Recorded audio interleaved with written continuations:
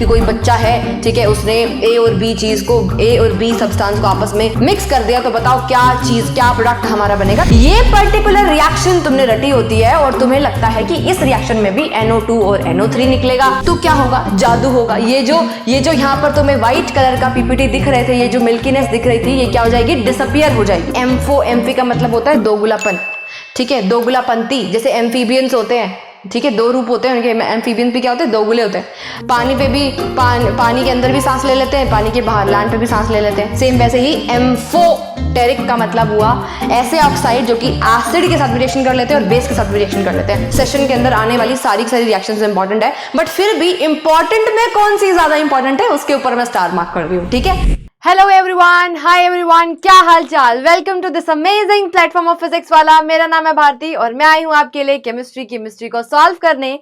आज का हमारा सेशन होने वाला है बहुत ही ज्यादा इंपॉर्टेंट, क्योंकि आज के इस सेशन के अंदर हम वन शॉट के अंदर सारी की सारी इंपॉर्टेंट केमिकल रिएक्शंस को डिस्कस करने वाले हैं, जो भी आपके सिलेबस का पार्ट है, जो बार बार आपके बोर्ड एग्जाम्स में रिपीटेडली पूछी जाती हैं। बहुत सारे प्रीवियस ईयर क्वेश्चन पेपर्स को ऑब्जर्व करने के बाद, देखने के बाद, एनालाइज करने के बाद मैं यहाँ पर कुछ मोस्ट रिपीटेड रिएक्शंस आपके सामने लेकर आई हूँ। और यस, इस साल भी इन्हीं रिएक्शन से आने के चांसेस हैं। बहुत सारे बच्चे बार बार बोल रहे थे कि मैम को ये एक ऐसा लेक्चर लेकर आओ जिसके अंदर वन शॉट के अंदर ना सारी की सारी केमिस्ट्री की रिएक्शंस को हम पढ़ लें, ताकि हमें दिक्कत नहीं हो और उनको इकट्ठा हम एक जगह पर नोट्स भी बना लें, ठीक है। तो भाई आप सभी ने बोला तो हम आप सभी बच्चों के लिए वन शॉट केमिकल रिएक्शंस, वो भी सबसे ज्यादा रिपीटेड और मोस्ट इंपॉर्टेंट आपके सामने लेकर आए हैं। तो लेक्चर को शुरू करेंगे, जानते हैं क्या क्या कवर करने वाले हैं हम आज के इस सेशन में। जैसे कि मैंने बताया कि केमिकल रिएक्शंस तो पढ़ने वाले, क्योंकि टाइटल तो वही ही है। तो वन शॉट के अंदर सारी की सारी इंपॉर्टेंट केमिकल रिएक्शंस हम आज की क्लास में कवर करेंगे, ठीक है। इंपॉर्टेंट केमिकल रिएक्शंस को आज की क्लास में हम पढ़ने वाले हैं। आज का पहला एजेंडा हमारा ये है। मैम दूसरा एजेंडा क्या होगा? यस, देखो केमिकल रिएक्शंस तो पढ़ाऊंगी, बट यहाँ पर एक प्लस पॉइंट, एक बोनस पॉइंट मैं आपको यहाँ पर आज की क्लास में देने वाली हूँ। वो है जितने भी कलर्स हैं ना, कि कॉपर सल्फेट कैसे कलर का होता है, FeSO4 कैसे कलर का था, कॉपर ऑक्साइड कैसे कलर का है, मैम बहुत सारे कलर्स हैं, हम भूल जाते हैं। तो उनकी लिस्ट मैं आपको इकट्ठा करके आज की क्लास में देने वाली हूँ। आपको उतना ही याद रखना है, उससे बाहर नहीं पूछा जाएगा, ठीक है। तो colour of compound, colour of some important compound, ठीक है। ये हो गया हमारा दूसरा एजेंडा। मैम इसके अलावा कुछ और भी क्या बोनस पॉइंट में मिलेगा?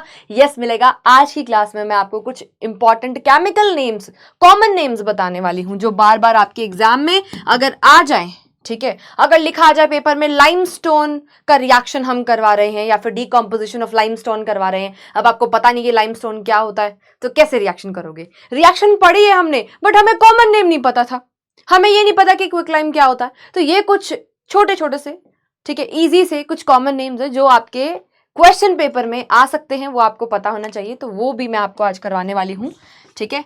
तो थर्ड एजेंडा क्या है? Common names.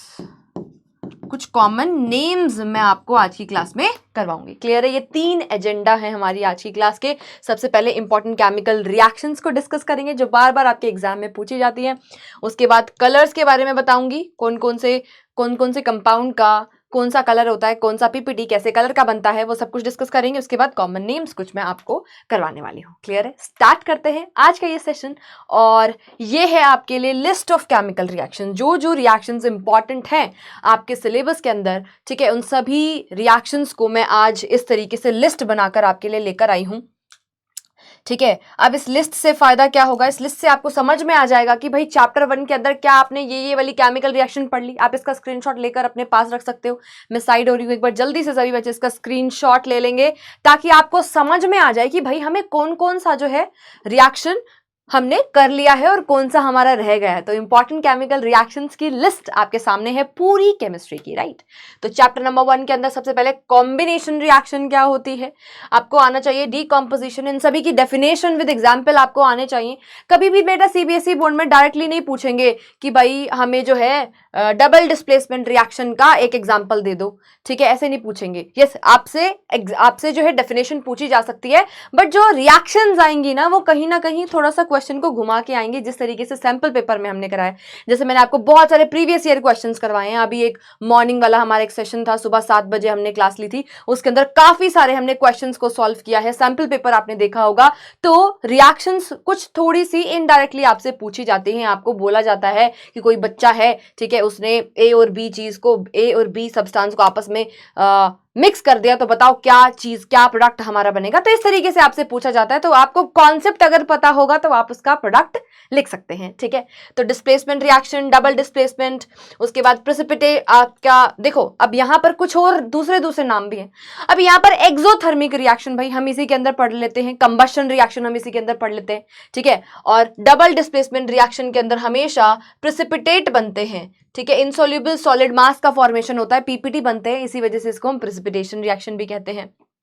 ऑक्सीडेशन रिएक्शन अलग से आपको पढ़नी है, ओके। एंड उसके बाद आपको रिडक्शन रिएक्शन, और दोनों रिएक्शन जिसमें साइमल्टेनियसली होती हैं उसको हम रिडॉक्स रिएक्शन कहते हैं, वेरी इंपॉर्टेंट। तो ये कुछ लिस्ट है भाई, आपको पढ़नी ही पढ़नी है। कंबशन रिएक्शन हमने कार्बन कंपाउंड में भी पढ़ना है, हमने चैप्टर नंबर 1 के अंदर भी पढ़ना है, केमिकल रिएक्शन एंड इक्वेशन के अंदर भी पढ़ना है। तो ये सारी की सारी इंपॉर्टेंट रिएक्शन है।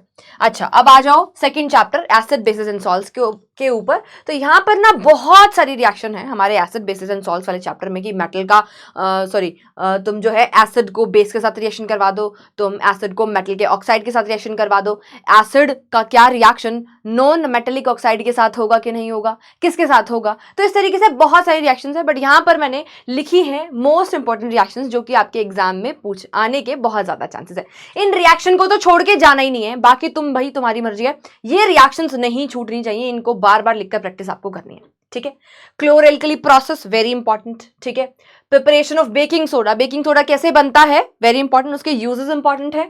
ब्लीचिंग पाउडर का प्रिपरेशन, उसके बाद अब तुम सोचोगे कि मैम ने सिर्फ बेकिंग सोडा और ब्लीचिंग पाउडर लिखा है, प्लास्टर ऑफ पेरिस को छोड़ दिया, बेटा लिख लो यहाँ पर साथ में पीओपी भी लिख लो, क्योंकि पीओपी भी इंपॉर्टेंट है। जितने भी तुम्हें कंपाउंड दे रखे हैं लास्ट में एसिड बेसिस एंड सॉल्ट्स वाले चैप्टर में, वो काफी ज्यादा इंपॉर्टेंट है। तो बेकिंग सोडा का प्रिपरेशन, ब्लीचिंग पाउडर का प्रिपरेशन, पीओपी का preparation and washing soda also, ठीक है। वॉशिंग सोडा इजी है ना, इजी है। तो ये बार बार आपके एग्जाम में पूछे गए हैं पिछले सालों में, बट क्लोरएल्कली प्रोसेस के ऊपर एक स्टार मार्क हम कर लेंगे। हर साल पेपर में किसी ना किसी फॉर्म में पूछी जाती है, कभी 2 नंबर में, कभी 3 नंबर में, कभी 5 मार्कर क्वेश्चन के अंदर फंस जाती है, ठीक है। Neutralisation reaction is very very important, ठीक है। अब न्यूट्रलाइजेशन रिएक्शन का जो कॉन्सेप्ट है, उसके अगर वो आपको समझ में आ गया तो आपका एसिड बेस वाला चैप्टर खत्म है, यूं लगा के मानो आप, ठीक है, okay. Metal oxide with acid, उसके बाद जिंक का NaOH के साथ रिएक्शन के ऊपर स्टार मार्क करेंगे, ये काफी बार आता है पेपर में। मेटल कार्बोनेट एंड मेटल का बाइकार्बोनेट का रिएक्शन विद एसिड, ये भी काफी ज्यादा इंपॉर्टेंट है, इनके ऊपर स्टार मार्क करेंगे, ठीक है। चलिए आगे देखते हैं। मेटल्स एंड नॉन मेटल्स की अगर मैं बात करूं तो रोस्टिंग, कैल्सिनेशन क्या होता है, क्या डिफरेंस है, क्या रिएक्शन है, रोस्टिंग कब यूज करते हैं, कौन से और के लिए यूज करते हैं, पूरी रिएक्शन आपको आनी चाहिए इन दोनों की, ठीक है। मेटल का रिएक्शन विद वाटर, ठीक है। थर्माइट रिएक्शन के ऊपर स्टार मार्क करेंगे, वेरी इंपॉर्टेंट, पेपर में आने के बहुत ज्यादा चांसेस है, okay. Reduction of metal oxide and उसके देखो इलेक्ट्रोलिसिस, यहाँ पर हम इस पर्टिकुलर लिस्ट के अंदर हम एक और रिएक्शन लिख लेंगे, वो क्या है, electrolytic refining and electrolytic reduction, ठीक है। तो हम सिंपली इसको मैं इलेक्ट्रोलिसिस लिख रही हूं यहाँ पर, इलेक्ट्रोलाइसिस, दोनों में ही इलेक्ट्रोलिसिस का हम यूज करते हैं, वेरी वेरी इंपॉर्टेंट रिएक्शन। इसके ऊपर भी जल्दी से स्टार मार्क कर लेंगे, क्योंकि ये भी काफी ज्यादा इंपॉर्टेंट है, चाहे वो रिफाइनिंग हो, ठीक है, चाहे वो इलेक्ट्रोलाइटिक रिडक्शन हो, वेरी वेरी इंपॉर्टेंट, क्लियर है। चलिए अब हम last chapter carbon and its compound की इंपॉर्टेंट रिएक्शंस के बारे में डिस्कस कर लेते हैं। एस्टेरिफिकेशन रिएक्शन सबसे पहले, वेरी वेरी इंपॉर्टेंट भाई, बहुत ज्यादा इंपॉर्टेंट है, इसके ऊपर स्टार मार्क करेंगे। स्पोनिफिकेशन रिएक्शन, ये दोनों रिएक्शंस हमेशा साथ साथ पूछी जाती है, ठीक है, मोस्ट ऑफ द केसेस में दोनों साथ साथ पूछी जाती है। एडिशन रिएक्शन वेरी इंपॉर्टेंट, बहुत बार आती है, वनस्पति घी के बारे में जब तुमसे पूछा जाए ठीक है, तो तुम्हें वहां पर एडिशन रिएक्शन करवानी है, oxidation reaction very important, dehydration reaction भी बहुत ज्यादा इंपॉर्टेंट है। तो इनके ऊपर जल्दी से स्टार मार्क कर लेंगे, बहुत ही ज्यादा इंपॉर्टेंट रिएक्शंस हैं ये, इनको छोड़कर तुम्हें नहीं जाना है। ठीक है, तो चलिए आई होप आपको समझ में आ गया आज का क्या एजेंडा है, आज की क्लास का, आज के लेक्चर का, और आपको एक लिस्ट भी मिल गई है कि कौन कौन सी रिएक्शन को तुम्हें छोड़कर नहीं जाना है, अच्छे से पढ़ के जाना है। तो चलिए अब हम स्टार्ट करते हैं हमारा आज का लेक्चर, और सबसे पहले हमारे पास है हमारी कॉम्बिनेशन रिएक्शन। ठीक है, कॉम्बिनेशन रिएक्शन की डेफिनेशन आनी चाहिए। क्या होता है, देखो नाम से समझ में आ रहा है, जब दो सब्सटेंसेस आपस में केमिकली कंबाइन करके एक नया प्रोडक्ट, एक नई चीज, एक नया सब्सटेंस हमें देती है, उसको हम क्या बोलते हैं, कॉम्बिनेशन रिएक्शन कहते हैं। ठीक है, इट इज द एडिशन, ये क्या है भाई, एडिशन है, या फिर हम कह सकते हैं कॉम्बिनेशन है, एडिशन है, कॉम्बिनेशन है ऑफ टू और मोर देन टू सब्सटेंसेस, जिसके अंदर दो रिएक्टेंट आपस में कंबाइन करके एक प्रोडक्ट हमें देते हैं। वो कौन सी रिएक्शन होती है भाई, कॉम्बिनेशन रिएक्शन होती है। अब कॉम्बिनेशन रिएक्शन के तो बहुत सारे एग्जांपल है बेटा, है ना। मैग्नीशियम को तुम ऑक्सीजन के साथ रिएक्शन करवा दो, क्या बन जाएगा, MgO। क्या हो रहा है, एडिशन ही तो हो रहा है ना। यहाँ पर क्या करें, यहाँ पर हम क्या करें, कंबाइन ही तो कर रहे हैं, मैग्नीशियम को ऑक्सीजन के साथ कंबाइन कर दिया, मैग्नीशियम ऑक्साइड बन गया। तो ये भी हमारा कॉम्बिनेशन रिएक्शन का एग्जाम्पल है। बट यहाँ पर मैंने जैसे कि आपको लेक्चर के स्टार्टिंग में ही कहा कि मोस्ट इंपॉर्टेंट रिएक्शन जो बार बार रिपीट हो रही हैं, मैंने काफी सारे पेपर्स को एनालाइज किया है, उसके बाद हम इस लेक्चर को बना रहे हैं। तो ये रिपीटेड रिएक्शंस है, हर साल पेपर में कभी ना कभी किसी न किसी सेट में आती ही आती हैं। तो इसके अंदर जो सबसे ज्यादा इंपॉर्टेंट रिएक्शन है वो ये वाली है। क्या है, कैल्शियम ऑक्साइड का रिएक्शन, किसके साथ, पानी के साथ। कैल्शियम ऑक्साइड को पानी के साथ रिएक्शन करवाएंगे, कैल्शियम हाइड्रोक्साइड बनेगा और साथ में आपकी हीट इवॉल्व होगी। अब आप देख सकते हो ऐसी रिएक्शन जिसमें हीट बाहर निकल रही है, उस रिएक्शन को हम एक्सोथर्मिक रिएक्शन भी कहते हैं। क्या कहते हैं भाई उसको हम कहते हैं बेटा एक्सोथर्मिक रिएक्शन। ठीक है, एक्सोथर्मिक रिएक्शन, क्योंकि यहां पर क्या रिलीज हो रही है, हीट रिलीज हो रही है। ठीक है, एक बार फिर से इसको समझेंगे। क्या किया बेटा हमने यहाँ पर लिया कैल्शियम का ऑक्साइड, इसका कॉमन नेम क्या होता है, क्विक लाइम इसको कहते हैं। क्या बोलते हैं, क्विक लाइम इसको कहते हैं। क्विक लाइम को हमने रिएक्शन करवाया बेटा किसके साथ, पानी के साथ, वाटर के साथ। वाटर के साथ ये रिएक्शन करके कैल्शियम हाइड्रोक्साइड का फॉर्मेशन करेगा। ठीक है, कैल्शियम हाइड्रोक्साइड का फॉर्मेशन करेगा। कैल्शियम हाइड्रोक्साइड का कॉमन नेम क्या होता है, स्लेक्ड लाइम। ठीक है, क्या बोलते हैं, स्लेक्ड लाइम इसको कहते हैं। और इसका दूसरा नाम है बेटा लाइम वाटर। क्या कहते हैं, lime water, lime water. Clear है। अब इंपॉर्टेंट चीज, ये रिएक्शन क्यों इंपॉर्टेंट है, आपसे ये इस तरीके से पूछी जा सकती है कि अगर मुझे व्हाइट वॉश करना है तो मैं कौन सा पर्टिकुलर कंपाउंड यूज करूंगी, कौन सा रिएक्शन यूज करूंगी उस केस में। ठीक है, तो यहां पर आपको पता होना चाहिए कि ये जो स्लेक्ड लाइम है, ये जो कैल्शियम हाइड्रोक्साइड है, इसको हम यूज करते हैं फॉर व्हाइट वॉशिंग वॉल्स को व्हाइट वॉश करने के लिए हम इसको यूज करते हैं। ठीक है, for white washing, for white washing walls को व्हाइट वॉश करने के लिए हम ये पर्टिकुलर रिएक्शन यूज करते हैं। अच्छा, अब आपसे क्वेश्चन फर्दर इस पे ये पूछा जा सकता है कि भाई आफ्टर व्हाइट वॉशिंग कुछ घंटों बाद हम देखते हैं कि हमारी जो वॉल्स है वो बिल्कुल शाइनी व्हाइट कलर देती है, तो वो जो चमक आ रही है कुछ देर के बाद वो क्यों आ रही है। अब ये जो कैल्शियम हाइड्रोक्साइड है बेटा, ये जो आपका कैल्शियम हाइड्रोक्साइड है, इसको हम अप्लाई कर चुके हैं वॉल्स के ऊपर। एटमॉस्फेयर के अंदर कार्बन डाइऑक्साइड गैस प्रेजेंट है, तो ये क्या करेगी भाई, CO2 के साथ रिएक्शन करेगी और हमारे पास यहाँ पर कैल्शियम कार्बोनेट और साथ में वाटर रिलीज होगा। ये वाली पर्टिकुलर रिएक्शन होगी। This is the example of combination reaction. ये मैं फर्दर आपको रिएक्शन बता रही हूँ कि आगे किस तरीके से रिएक्शन होगी, जो तुम्हारे पेपर में पूछ सकते हैं। अब बेटा ये जो तुम्हारा कैल्शियम कार्बोनेट है, ये जो तुम्हारा CaCO3 है, ठीक है, ये कैसा होता है, ये व्हाइट कलर के प्रिसिपिटेट इसके बनते हैं अगर मैं ये रिएक्शन टेस्ट ट्यूब के अंदर करूंगी। बट ये तो वॉल के ऊपर हो रही है। ठीक है, तो वॉल के ऊपर हो रही है तो कैल्शियम कार्बोनेट का कलर क्या होता है, सफेद होता है। अब क्योंकि कैल्शियम कार्बोनेट बन रहा है, CO2 जब रिएक्शन करता है कैल्शियम हाइड्रोक्साइड के साथ, तो यही रीजन है कि वॉल्स हमारी शाइनी व्हाइट दिखाई देती है। ठीक है, तो ये कैसा होता है भाई, ये कैसा होता है, व्हाइट कलर का होता है। क्या कलर देता है बेटा, ये व्हाइट कलर का होता है, सफेद रंग का होता है, और साथ में ये जो पानी निकल रहा है ये क्या हो जाएगा, इवेपोरेट हो जाएगा। क्लियर है, समझ में आया सभी को? ओके, अब ये वाला जो पर्टिकुलर रिएक्शन है बेटा, this particular reaction is used for the confirmation of carbon dioxide gas also. ठीक है, अगर आपको ये कंफर्म करना है कि कहीं पर कार्बन डाइऑक्साइड गैस निकल रही है या फिर नहीं निकल रही है, ठीक है, तो उसके लिए जो हम टेस्ट करते हैं उसको हम क्या बोलते हैं, lime water test, confirmation of CO2 के लिए। इसको यहां पर लिखेंगे test for CO2, test for carbon dioxide gas. ठीक है, अगर मुझे टेस्ट करना है कि इनमें से कौन सी वाली गैस प्रेजेंट है, भाई आपको बबल्स निकलते हुए दिखाई दे रहे हैं, तुम्हें क्या पता कौन सी गैस है, हाइड्रोजन है, CO2 है, नाइट्रोजन है, कौन सी गैस रिलीज हो रही है, तो हमारे पास कुछ कंफर्मेशन के लिए टेस्ट होते हैं जिनको हम कंफर्मेटरी टेस्ट बोलते हैं। अब इनमें सबसे ज्यादा यूज होने वाले जो टेस्ट है जो आपके एग्जाम में पूछे जाते हैं वो है लाइम वाटर मिल्की वाला टेस्ट। ठीक है, लाइम वाटर यानी कि CO2 के कंफर्मेशन के लिए टेस्ट, दूसरा है हाइड्रोजन को कंफर्म करने के लिए टेस्ट। ये दो टेस्ट है जो काफी ज्यादा इंपॉर्टेंट है। क्लियर है, तो सबसे पहले अगर मैं CO2 का मुझे कंफर्मेशन करना है तो मुझे क्या करना पड़ेगा भाई, लाइम वाटर टेस्ट मुझे यहां पर करना पड़ेगा। क्या करना पड़ेगा, लाइम वाटर टेस्ट करना पड़ेगा। और लाइम वाटर टेस्ट के अंदर मैं क्या करती हूं, लाइम वाटर में से कार्बन डाइऑक्साइड गैस को मुझे पास कराना पड़ेगा। अब लाइम वाटर तो मैं पता होना चाहिए क्या होता है भाई, कैल्शियम हाइड्रोक्साइड में से जब तुम CO2 गैस को पास कराते हो तो क्या बन जाएगा भाई, अगर वो टेस्ट ट्यूब के अंदर सच में कार्बन डाइऑक्साइड गैस रिलीज हो रही है और उसमें से वाया डिलीवरी ट्यूब हम इसमें लाइम वाटर में से इसको पास कराते हैं तो क्या बन जाएगा, कैल्शियम कार्बोनेट CaCO3 के सफेद रंग के PPT।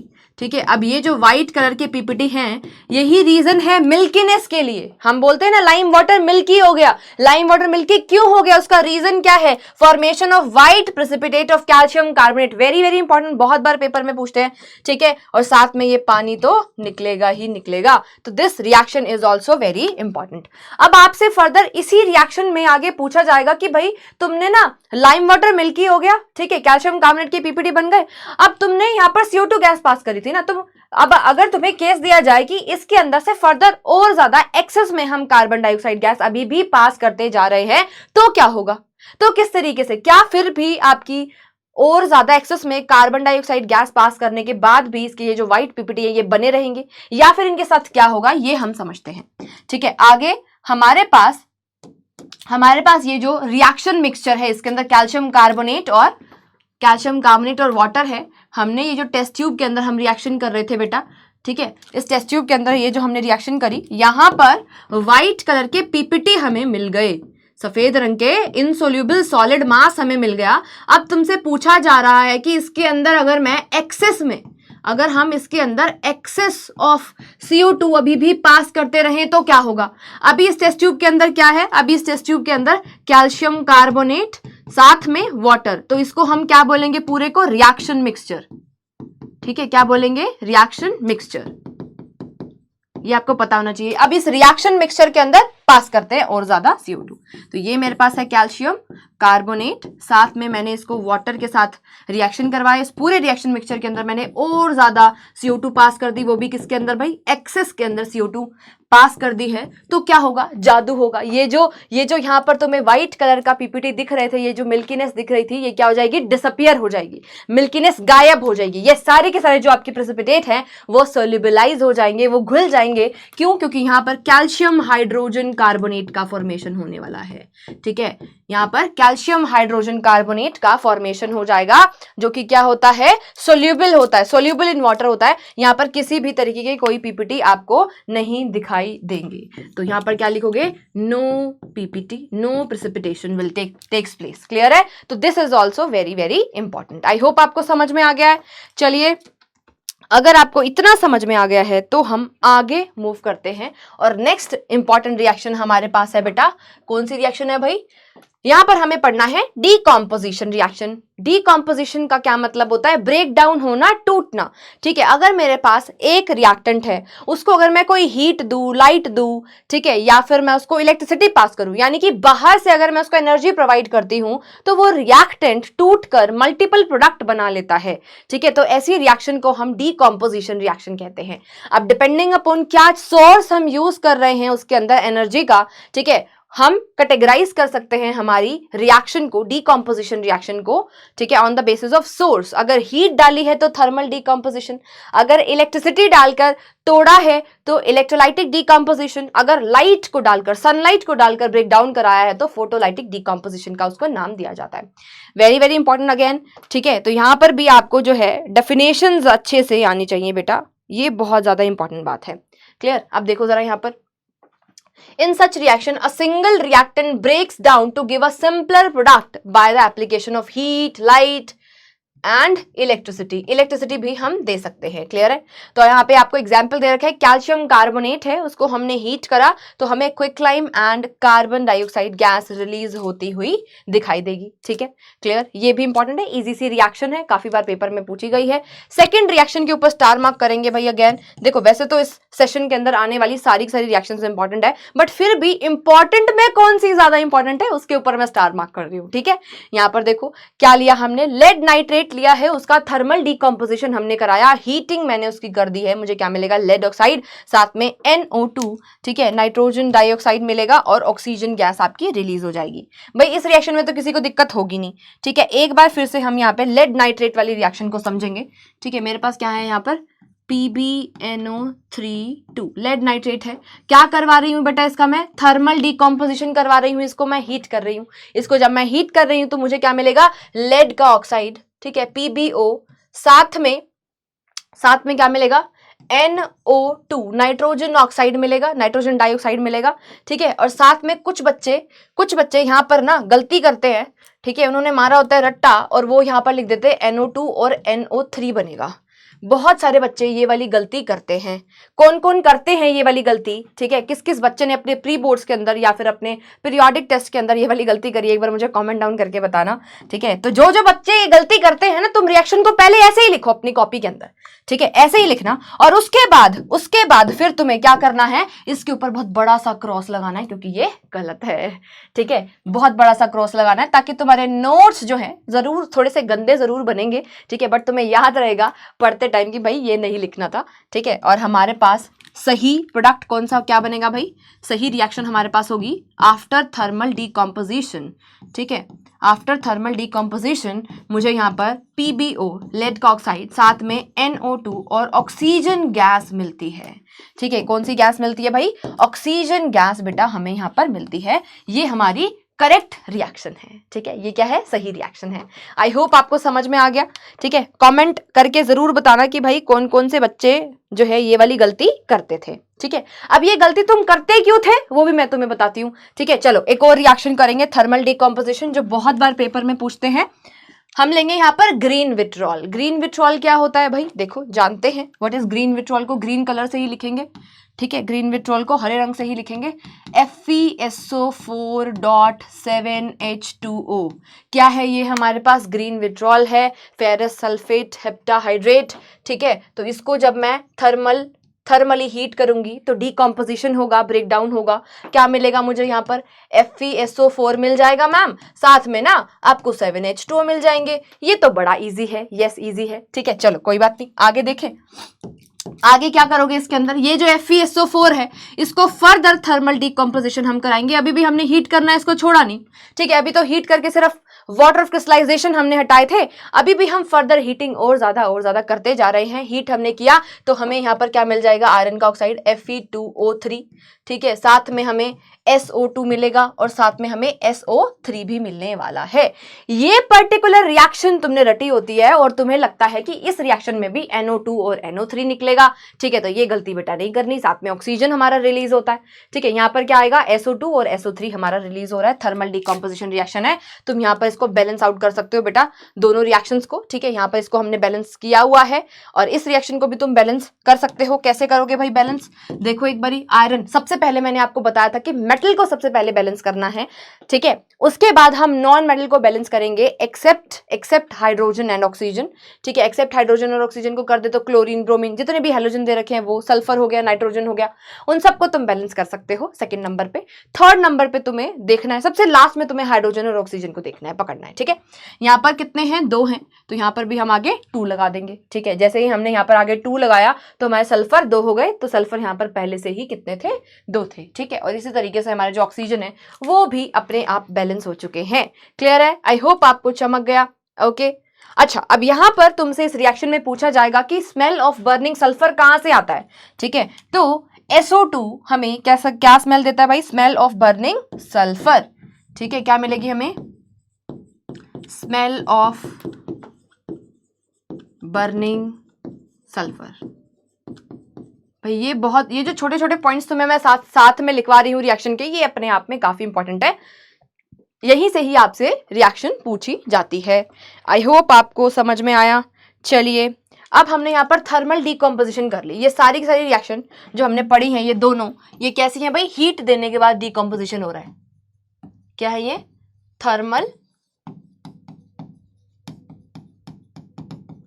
ठीक है, हीट देने के बाद डीकम्पोजिशन हो रहा है। ओके अब हम क्या करेंगे, थर्मल डीकम्पोजिशन में आपको पढ़ा चुकी हूं, अब हम करेंगे इलेक्ट्रोलाइटिक डीकम्पोजिशन, यानी कि इलेक्ट्रिसिटी को पास करने के बाद जो ब्रेक डाउन हो रहा है उसको हम इलेक्ट्रोलाइटिक डीकम्पोजिशन कहते हैं। तो यहाँ पे सबसे पहले इलेक्ट्रोलाइटिक डीकम्पोजिशन का बढ़िया एग्जाम्पल हमारे पास आता है, पानी बेटा वाटर है, उसमें मैंने क्या पास कर दी, इलेक्ट्रिसिटी पास कर दी, तो मुझे क्या मिल जाएगा, हाइड्रोजन और ऑक्सीजन गैस मुझे मिलेगी, ठीक है।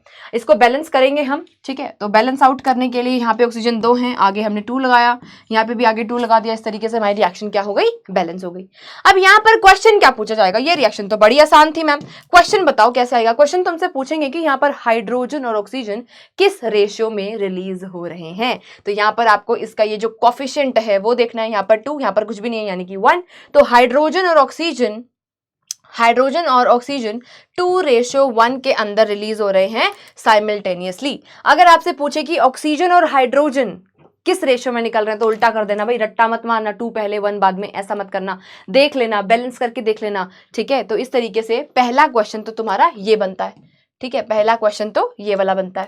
दूसरा तुमसे क्वेश्चन पूछेंगे कि हाइड्रोजन कहां पर निकल रही है, कैथोड पर कि एनोड पर। फिर पूछेंगे कि ऑक्सीजन कहां पर निकल रही है, कैथोड पर निकल रही है कि एनोड पर निकल रही है, ये भी तुमसे पूछा जा सकता है, ठीक है। तो चलो फिर लिखते हैं, एट कैथोड, कैथोड पर क्या होगा, और एट एनोड पर क्या होगा, ठीक है। तो मैं तुम्हें ना इसको ध्यान रखने का तरीका भी बताती हूँ।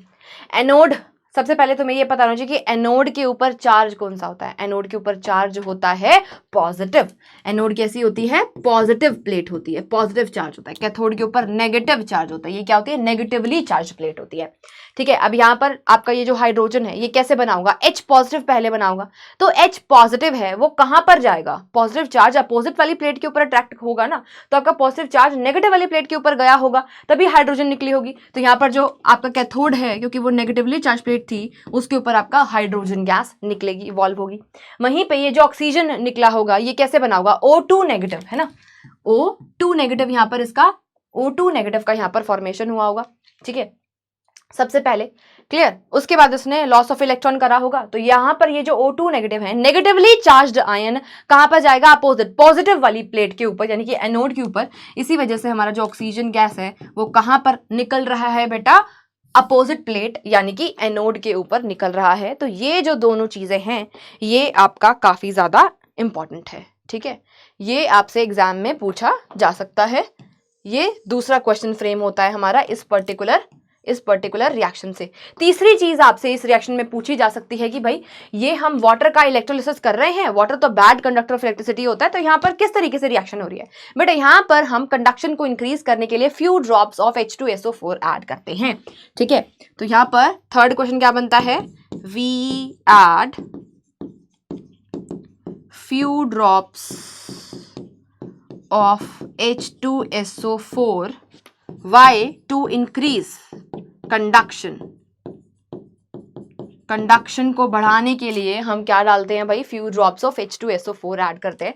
इस तरीके से इस पर्टिकुलर रिएक्शन में क्वेश्चन फ्रेम होते हैं। आई होप आपको समझ में आ गया है। चलो अब हमने सेकंड टाइप कर लिया, इसका थर्ड टाइप के ऊपर जंप करते हैं, जो कि है photolytic decomposition. Photolytic decomposition reaction, photolytic decomposition reaction. चलो भाई, फोटोलाइटिक, फोटो मतलब लाइट, फोटो का मतलब होता है फोटोन्स, फोटोन्स का मतलब होता है पैकेट ऑफ लाइट, यानी कि सिंपली सनलाइट की हम यहाँ पे बात कर रहे हैं, यानी कि सनलाइट की प्रेजेंस में जो हम ब्रेक डाउन कराते हैं वो फोटोलाइटिक डिकम्पोजिशन कहलाता है।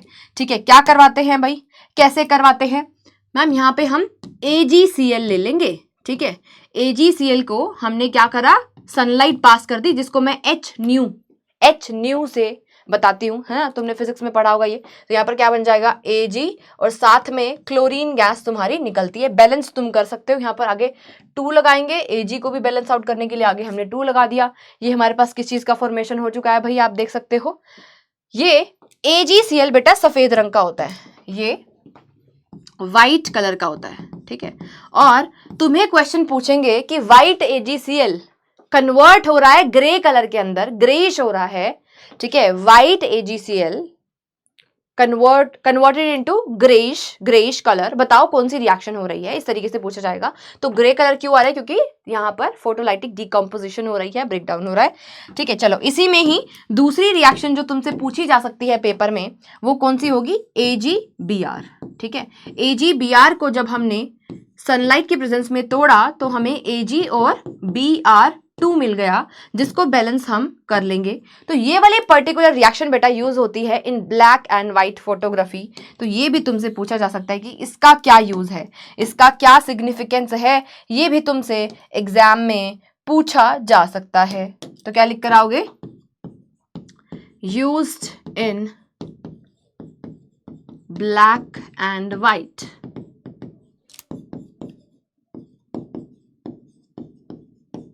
ब्लैक एंड व्हाइट फोटोग्राफी के अंदर हम इसको यूज करते हैं। आई होप क्लियर हुआ, इजी सा था। ठीक है, ये क्वेश्चन आपके इससे बनते हैं और काफी बार पेपर में आए भी हैं। चलो नेक्स्ट रिएक्शन के ऊपर जंप करेंगे और अगली रिएक्शन है आपकी डिस्प्लेसमेंट रिएक्शन। यहाँ पर क्या होने वाला है, depending upon the reactivity of metal, यहाँ पर क्या होता है, रिप्लेसमेंट ऑफ मेटल होता है, रिप्लेसमेंट ऑफ एटम होता है, उसको हम क्या बोलते हैं, डिस्प्लेसमेंट बोलते हैं। अब डिस्प्लेसमेंट 2 टाइप की है, सिंगल डिस्प्लेसमेंट जिसको हम सिंपल डिस्प्लेसमेंट भी कहते हैं, और दूसरा है डबल डिस्प्लेसमेंट जिसमें 2 बार डिस्प्लेसमेंट, 2 बार एक्सचेंज ऑफ आयंस देखने को मिलता है। तो ये है हमारी सिंगल डिस्प्लेसमेंट, सिंपल वाली। तो this reaction involves displacement of one of the element of the compound by the another substance that is placed above in the reactivity series। तो reactivity series के अंदर जो ऊपर placed होता है वो highly reactive metals होती हैं। ठीक है, और जो नीचे placed होते हैं वो क्या होते हैं भाई, हमारे less reactive होते हैं। तो इसके लिए मैं पहले आपको reactivity series दिखाना चाहूंगी। ठीक है, जिसको रिएक्टिविटी सीरीज अभी भी याद नहीं है, बहुत गलत बात है, आपको रिएक्टिविटी सीरीज बेटा याद करके जानी है, क्योंकि अगर आपको रिएक्टिविटी सीरीज याद है तो आपको रट्टा नहीं मारना पड़ेगा, आपको कॉन्सेप्ट से आप रिएक्शन के प्रोडक्ट को अपने आप से लिख सकते हैं। ठीक है, तो ये है लिस्ट और उसके साथ मैंने एक ट्रिक भी लिखी है कैसे आपको याद करनी है। देखो, सबसे पहले क्या है, potassium, sodium, calcium, magnesium, aluminium, zinc, iron, lead, hydrogen. Right, hydrogen के जस्ट नीचे क्या होता है, कॉपर होता है। तो यहां पर सबसे पहले कॉन्सेप्ट मैं आपको समझा दूं, यहां पर हमने हाइड्रोजन को बेटा रेफरेंस माना है, यहां पर हमने हाइड्रोजन को रेफरेंस माना है। हाइड्रोजन के ऊपर जो भी प्लेस्ड है उनको हम रिएक्टिव मानते हैं, उनको हम रिएक्टिव मेटल मानते हैं, और जो आपके हाइड्रोजन के नीचे प्लेस्ड होते हैं उनको हम लेस रिएक्टिव मेटल्स मानते हैं। ठीक है, तो जो ऊपर प्लेस्ड है जैसे कि पोटेशियम, जो सबसे ज्यादा टॉप पे होगी, जो जितनी ज्यादा ऊपर होगी वो उतनी ज्यादा हाईली रिएक्टिव मेटल होती है। ठीक है, अब इसके बेसिस पर आपको डिस्प्लेसमेंट, डबल डिस्प्लेसमेंट रिएक्शन तो करनी ही होगी, फिजिबिलिटी ऑफ रिएक्शन चेक करनी होगी कि भाई ये रिएक्शन होगी भी या नहीं होगी। दूसरी चीज, आपको ना रैंडम कुछ भी एलिमेंट्स उठाकर दे देंगे, मेटल्स उठाकर दे देंगे, कहेंगे कि इनको अकॉर्डिंग टू रिएक्टिविटी अरेंज करके दिखाओ, इंक्रीजिंग ऑर्डर में, डिक्रीजिंग ऑर्डर में, कैसे भी तुमसे पूछा जा सकता है एग्जाम में। क्लियर है? ओके, तो सबसे पहले यहां पर क्या है हमारे पास, पोटेशियम। ठीक है, पोटेशियम के बाद हमारे पास क्या आता है, सोडियम आता है। सोडियम के बाद 3rd नंबर पे हमारे पास क्या आ रहा है बेटा, कैल्शियम। कैल्शियम के बाद हमारे पास क्या आता है, मैग्नीशियम आता है, ध्यान रखना। और मैग्नीशियम के बाद हमारे पास एल्यूमिनियम आता है। स्टार्टिंग वाले जो एलिमेंट्स हैं वो आपको अच्छे से याद होने चाहिए। तो ये हमारे सारे के सारे रिएक्टिविटी के अंदर आते हैं, और जिंक एल्यूमिनियम के नीचे होता है, ये बात तुम्हें पता होनी चाहिए इन द रिएक्टिविटी सीरीज। तो एल्यूमिनियम के बाद हमारे पास क्या आएगा बेटा, जिंक आएगा। क्लियर है, जिंक आएगा, और हाइड्रोजन के जस्ट नीचे कॉपर प्लेस्ड है, और कॉपर के नीचे हमारे पास क्या है भाई, Hg है, Ag है, Au है, यानी कि गोल्ड, सिल्वर, और लास्ट में हमारे पास क्या आता है बेटा, प्लेटिनम आता है। लास्ट में क्या आता है, प्लेटिनम आता है। मैम याद कैसे करेंगे, देखो ट्रिक लिखी हुई है यहाँ पर, न्यूमेरिक लिखा हुआ है, कैसे याद करेंगे, please stop calling me a zebra, I like her, call me smart great, smart and great. कैसे याद करोगे, देखो फिर से बता रही हूं, देखो पोटेशियम के पी से हमने यहां पर शब्द बनाया प्लीज, सोडियम के एस से बनाया स्टॉप, कैल्शियम से हमने बनाया कॉलिंग, मैग्नीशियम से हमने बनाया मी, ठीक है, एल्यूमिनियम से ए जेडन, जिंक से जेब्रा, आयरन आई से शुरू होता है, ठीक है, ये एफी सिंबल तो उसका फेरम से आया है, क्लियर, लैटिन वर्ड, बट यहां पर आयरन का आई हमने यूज करा है, तो कैसे नाम रखा हमने, कैसे, please stop calling me a zebra, I like her, call me smart and great. Clear है, इस तरीके से आपको ये याद होना चाहिए। दूसरी चीज, हाइड्रोजन के ऊपर जो है वो हाईली रिएक्टिव, हाइड्रोजन के जो नीचे हैं वो क्या है, लीस्ट रिएक्टिव होते हैं। क्लियर हुआ, चलिए अब हम यहाँ पर डिस्प्लेसमेंट रिएक्शन के ऊपर आते हैं। मैंने आपको बताया डिस्प्लेसमेंट होगा कैसे, जो मोस्ट रिपीटेड डिस्प्लेसमेंट रिएक्शन आपके एग्जाम में पूछते हैं उसको सबसे पहले हम कवर करेंगे।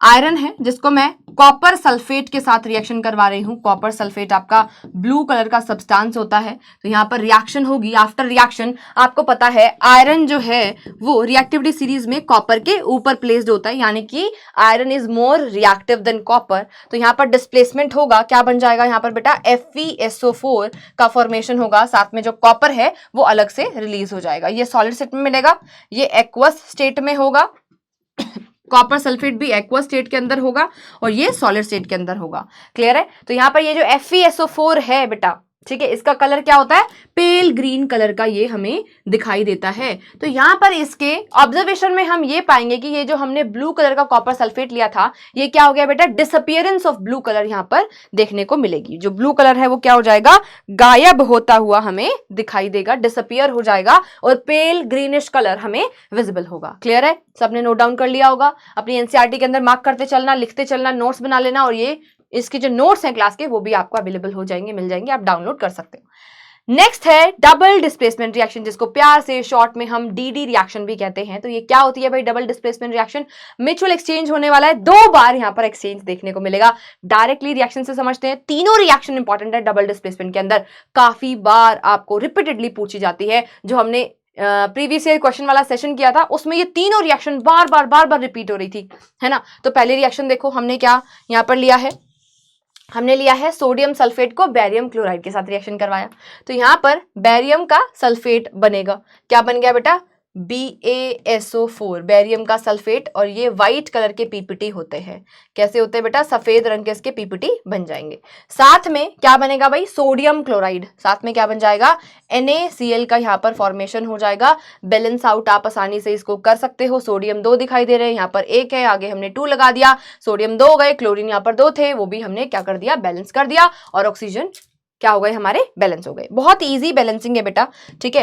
अच्छा, अब बैलेंसिंग के रिगार्डिंग बहुत सारे क्वेश्चन पूछते हैं बच्चे कि मैम क्या सारी रिएक्शन में बैलेंसिंग करनी है। बेटा बैलेंस करके लिखोगे अगर सारी रिएक्शंस को तो बहुत अच्छी बात है, इतनी कोई टफ बैलेंसिंग नहीं है, बहुत इजी है। देखो आपके सामने मैंने बिना डब्बे बनाए बैलेंसिंग कर दी है ना, तो ऐसी सी ही बैलेंसिंग है आपके सारे के सारे रिएक्शंस के अंदर। लिखते हो तो बहुत अच्छी बात है, और अगर नहीं लिखते हो, ठीक है, तो भी आपके, अगर देखो क्वेश्चन के अंदर स्पेसिफाई किया हुआ है कि right the balanced chemical equation for the preparation of baking soda, तो उसमें आपको बैलेंस करना पड़ेगा, ठीक है। अगर आपको मेंशन है तो बैलेंस करना पड़ेगा, नहीं करोगे तो नंबर कटेंगे, और नहीं मेंशन कर रखा तो फिर आपके नंबर नहीं कटते हैं। अब दूसरी चीज आती है कि मैम स्टेट मेंशन करनी है क्या सब में, कौन सा एक्वस है कौन सा सॉलिड है, मैम कितने रट्टे मारे। बेटा इतना कुछ रट्टे मारने वाली चीज है नहीं स्टेट के अंदर। इस रिएक्शन को देखो जरा, आयरन नेल हमने ली थी, आयरन नेल कैसी कौन सी स्टेट में होती है, फिजिकल स्टेट, सॉलिड होती है। कॉपर सल्फेट ब्लू कलर का सॉल्ट होता है।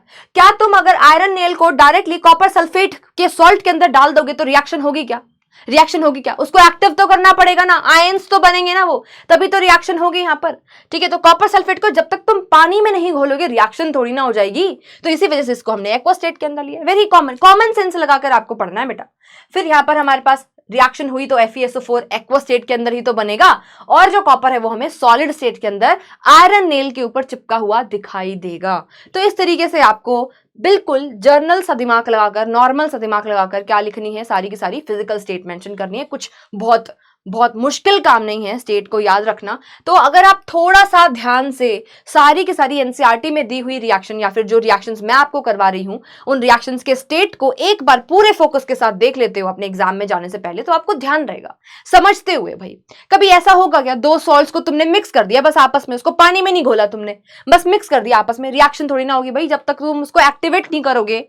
ठीक है, NaCl के अंदर तुमने कॉपर सल्फेट CuSO4 घोल दिया, रिएक्शन हो जाएगी क्या, है ना, समझ रहे हो। तो आपको वहां पर एक्टिवेट करना पड़ेगा, पानी में एक्वा स्टेट के अंदर लाना पड़ेगा, ड्राई स्टेट में कभी रिएक्शन नहीं होती है। क्लियर, चलो आगे देखते हैं। यहाँ पर AgNO3 सिल्वर नाइट्रेट को NaCl के साथ रिएक्शन करवाया, क्या बन जाएगा हमारे पास, AgCl का यहाँ पर फॉर्मेशन होगा।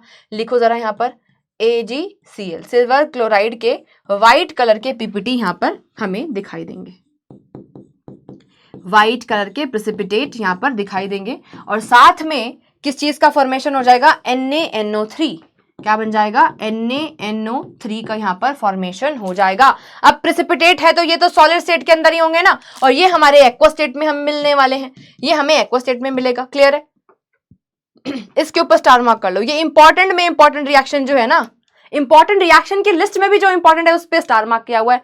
ये रिएक्शन हर साल पेपर में आती है, बहुत बार तुम्हें देखने को मिलेगी। क्या कर रहे हैं यहाँ पर, हम लेड आयोडाइड ले रहे हैं, लेड आयोडाइड को, ठीक है, सॉरी पोटेशियम आयोडाइड को लेड नाइट्रेट के साथ रिएक्शन करवा रहे हैं, तो क्या बन जाएगा हमारे पास, लेड आयोडाइड PbI2 का फॉर्मेशन होगा।